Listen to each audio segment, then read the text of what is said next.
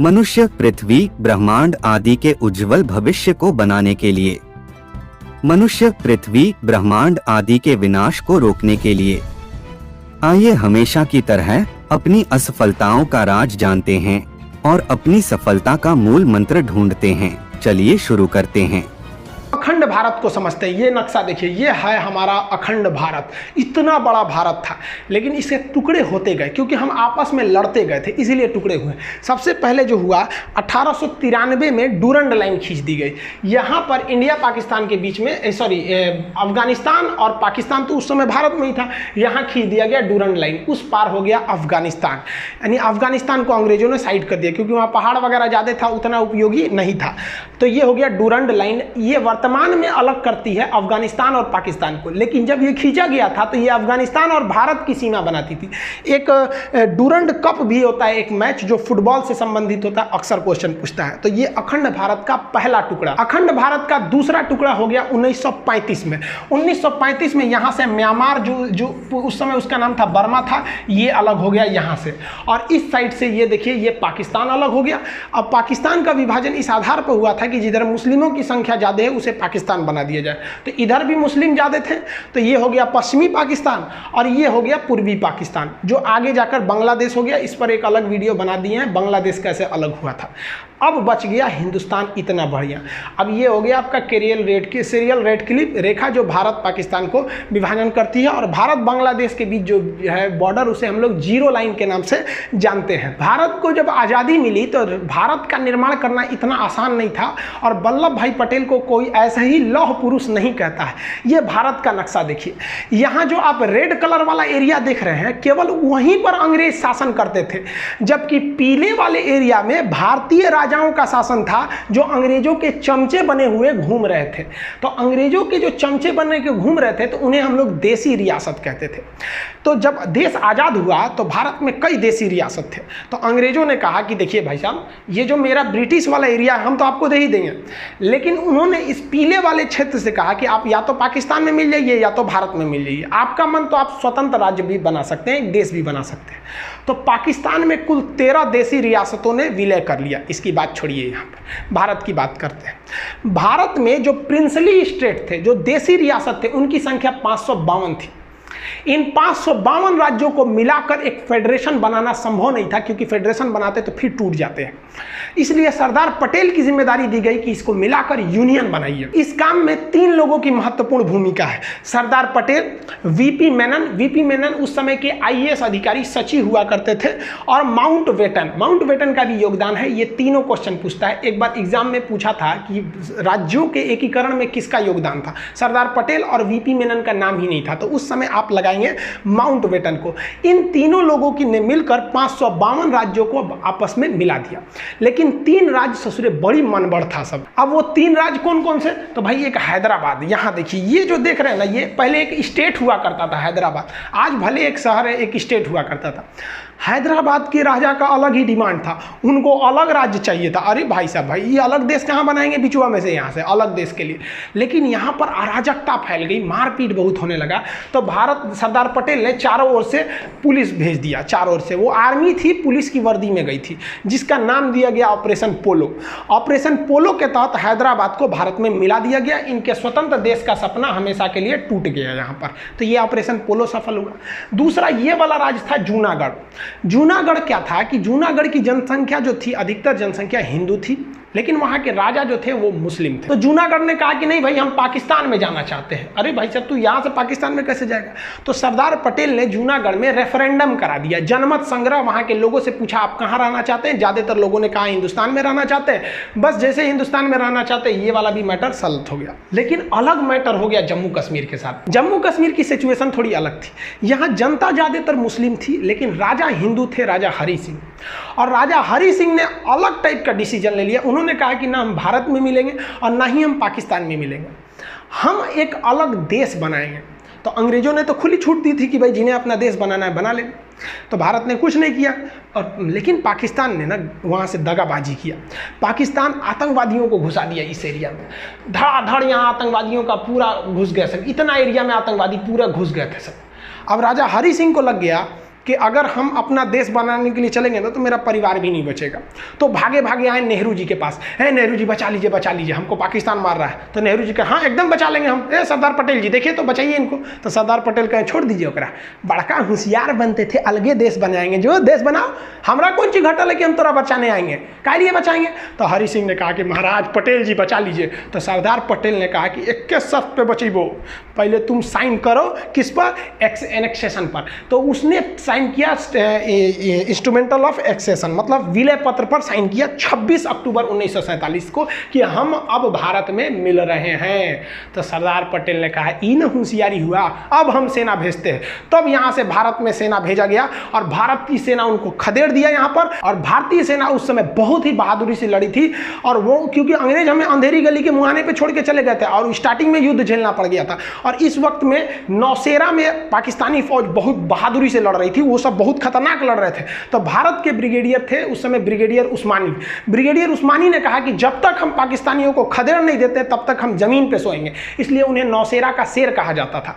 और इनके बदौलत बहुत पूरे भारतीय सैनिक की बहादुरी के बदौलत यहाँ लड़े। और यही वाला एरिया जब तक भारतीय सेना पहुंचे पाकिस्तान कब्जा कर चुका था, जिसे आज भी हम POK के नाम से जानते हैं। और यही सीज फायर बन गया और कश्मीर भी भारत का एक अंग बन गया। सरदार पटेल, VP मेनन और लॉर्ड माउंटबेटन ने मिलकर 552 देसी रियासतों को तो मिला दिया, लेकिन चौपट कर दिया कब, जब भारत का संविधान लागू हुआ 1950 में भारतीय राज्यों को 4 कैटेगरी में बांट दिया गया। इस टाइप में बांटा गया, ABCD टाइप में बांट दिया गया।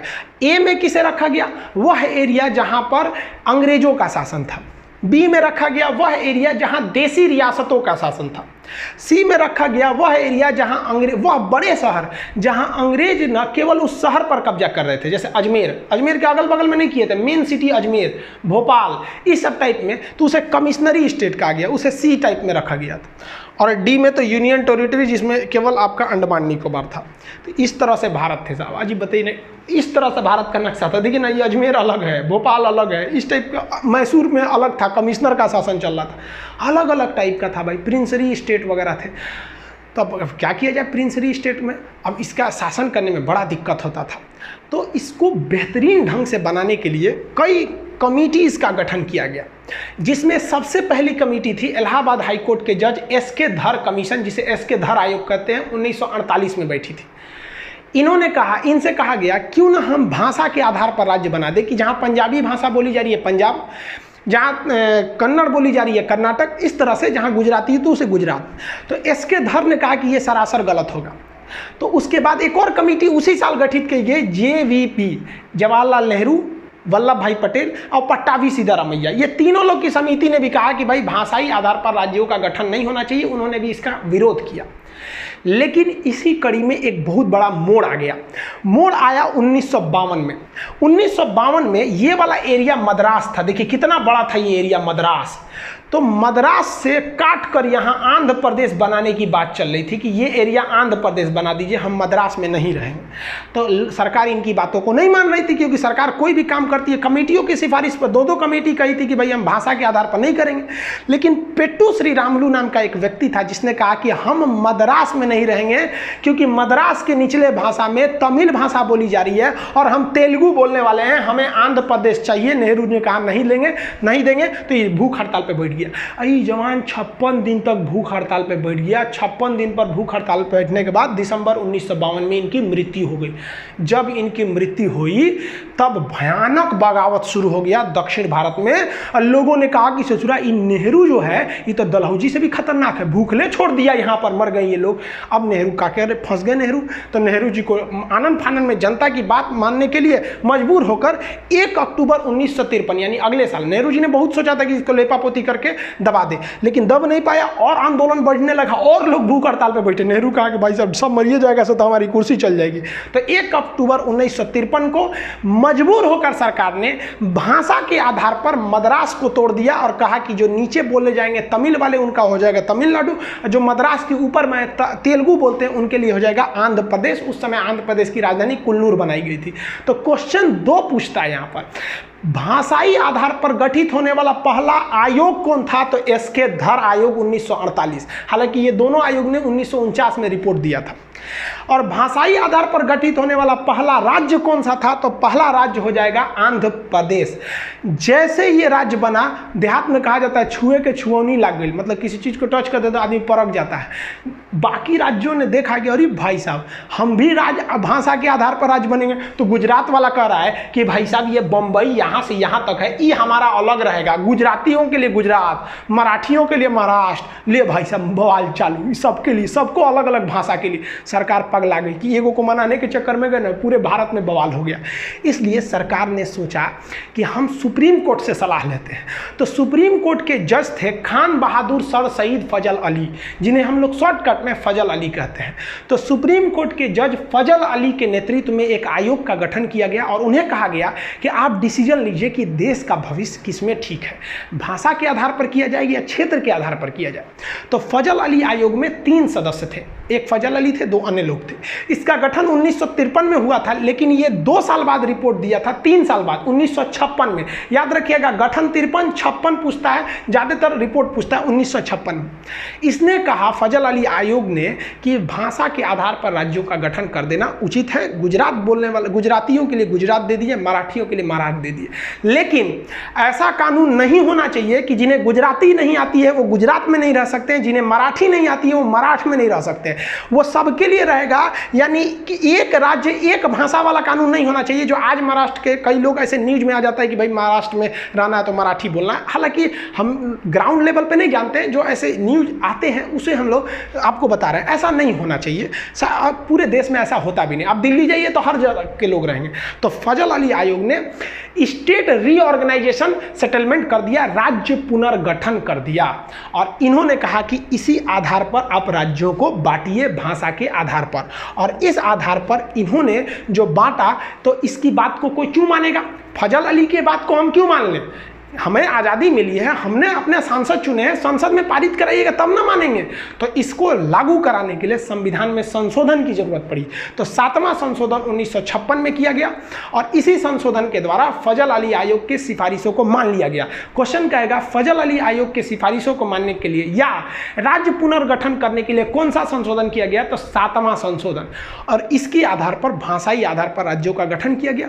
उस समय 14 राज्य बनाए गए और 6 केंद्र शासित प्रदेश बनाए गए। हम ये बता देंगे कि 6 से केंद्र शासित प्रदेश क्यों बनाए जाते हैं, ये आगे टॉपिक है उसमें बताएंगे। तो ये भी याद रखिएगा, फजल अली आयोग के द्वारा 14 राज्य 6 केंद्र शासित यानी टोटल 20 बनाए गए। उस समय का ये नक्शा है 1956 का टोटल। ये इस हिसाब से अभी भी गुजरात और महाराष्ट्र एक ही में थे, ये आगे जाकर फिर से अलग हुए। एक समस्या आई थी पंजाब के साथ। पंजाब बड़ा कॉम्प्लिकेटेड था, उसका पुराना नाम था Patiala and east Punjab state union, जिसे हम पेप्सू कहते हैं। इसको विभाजन करने के लिए ना क्या किया गया, एक आयोग का गठन किया गया, एक कमीशन का। उस कमीशन का नाम था शाह आयोग। शाह कमीशन ने 1966 में अपनी सिफारिश दी और कही कि इस पंजाब का विभाजन जरूरी है। इस पंजाब का वह एरिया जो पहाड़ी एरिया यानी हिमालय जहां है, उसे हम हिमाचल प्रदेश बना देते हैं। इस पंजाब का निचला भाग जहां पर हिंदी भाषा बोली जाती है, उस हिंदी भाषा वाले को हरियाणा बना देते हैं। और इस पंजाब का पश्चिमी भाग जहां पर मुख्य रूप से पंजाबी भाषा बोली जाती है, उसे हम पंजाब बना देते हैं। और पंजाब और हरियाणा के बीच एक कॉमन एरिया बना देते हैं जो दोनों की राजधानी रहेगी, जिस पर किसी का अधिकार नहीं रहेगा, उस पर राष्ट्रपति का अधिकार रहेगा, केंद्र शासित प्रदेश रहेगा, यूनियन टेरिटरी यानी यूटी बना दिया जाएगा, उसे चंडीगढ़ कह देंगे। तो जिसे आप पेप्सू देख रहे थे वो 4 भाग में टूट गया। तो पंजाब राज्य का पुनर्गठन किया गया था शाह आयोग के सिफारिश पर। इस प्रकार भारत का एक विशाल साम्राज्य जो अखंड भारत के नाम से जाना जाता था, वो सिमट कर इतने में रह गया जिसमें 28 राज्य बचे। पहले 29 राज्य थे, तो जम्मू कश्मीर से राज्य की दर्जा छीन ली गई, तो राज्य बच गए 28। 9 केंद्र शासित हो गए। पहले केंद्र शासित कितने थे? 7। लेकिन जम्मू अलग, लद्दाख अलग, 2 केंद्र शासित बन गए, तो 7 2 9 हो गए। लेकिन एक डिसीजन लिया गया कि दादरा नागर हवेली और दमन दीव, ये 2 अलग अलग हैं, इन्हें एक में केंद्र शासित बना दिया जाएगा। इस प्रकार केंद्र शासित की वर्तमान संख्या 8 हो गई है और स्टेट्स की संख्या अभी 28 है। आप जनरली थोड़ा सा समझिए केंद्र शासित क्यों बनाए जाते हैं। वैसा राज्य जो बहुत छोटा है और उसकी संस्कृति अलग है, है और उसे राष्ट्रीय हित में रखना है, वरना वो अलग भी हो सकते हैं, जैसे अंडमान निकोबार। आप बताइए, अगर यहाँ कोई मुख्यमंत्री का शासन दे देते हैं तो हो सकता है कि विदेशी शक्तियाँ, चाइना इन्हें अपने प्रभाव में मिला के और केंद्र सरकार को दिल्ली में जब तक पता चले यहाँ सेना बुला के इसे अलग कर सकती। इसलिए सरकार ने इसे केंद्र शासित बना दिया कि यहाँ मुख्यमंत्री रहेगा नहीं, सीधे यहाँ क्या हो रहा है ये दिल्ली डिसाइड करेगी। जैसे यहाँ लक्षद्वीप पाकिस्तान इधर से आके भी मिला सकता है, मुख्यमंत्री को पैसा वैसा दे देगा, कह के तुमको और कर देंगे, भाई कुछ भी हो सकता है। इसलिए कहा गया भाई साहब यहाँ तुम ताम झाम करबे नहीं करो, यहाँ का सारा डिसीजन दिल्ली लेगा। ऐसे ही पाकिस्तान यहाँ पे कर रहा था जम्मू कश्मीर में, मोदी जी ने कहा कि एक काम करे भाई, तुम राज्य रहबे नहीं करेगा, मुख्यमंत्री वगैरह नहीं रहोगे यहाँ पर। मुख्यमंत्री क्यों बनाए जाते हैं, वहाँ विधानसभा होती है, तो कह दिया भाई यहाँ का सारा शासन दिल्ली देखेगा। और यहाँ पर एक ठो असेंबली बना दी गई जिसमें मुख्यमंत्री, जैसे केंद्र शासित के मुख्यमंत्री के पास ज़्यादा पावर नहीं रहता है, सारा डिसीजन दिल्ली से लिया जाता है। तो राष्ट्रीय महत्व का होनी चाहिए, संस्कृति अलग होनी चाहिए, देश की मुख्य भूमि से दूर होना चाहिए। कई रीजन है जिसे बनाए जाते हैं, इसके लिए संविधान में अलग प्रावधान है। कौन सा राज्य कब बना, यहाँ पर हम सबका डेट बाई डेट यहाँ लिख दिए। आपने देखा कैसे किसी शासन प्रणाली के कारण बहुत सारे ऐसे कारण भी उत्पन्न हो जाते हैं जो मानव जीवन के विनाश का कारण बन सकते हैं। हमें इस तरफ ध्यान देना होगा, हमें इस तरह से होने वाले विनाश को भी रोकना होगा। मेरी तरफ से एक सुझाव, सभी नेताओं को गरीब होने के लिए बाध्य होना चाहिए। यदि नेताओं को ऐसी ही शासन प्रणाली आगे भी चलानी है जिसमें कोई इतना गरीब और कमजोर हो जिस पर हर कोई अपना शासन चलाते रहे, और कोई इतना अमीर और ताकतवर हो जो हर किसी पर अपना शासन चलाते रहे। कृपया कमेंट बॉक्स में अपनी राय जरूर लिखें और हमेशा की तरह मनुष्य, पृथ्वी, ब्रह्मांड आदि के विनाश को रोकने के लिए, मनुष्य, पृथ्वी, ब्रह्मांड आदि के उज्जवल भविष्य को बनाने के लिए हमारे साथ जुड़े रहें। जय मनुष्य, जय पृथ्वी, जय ब्रह्मांड। अभी के लिए बस इतना ही।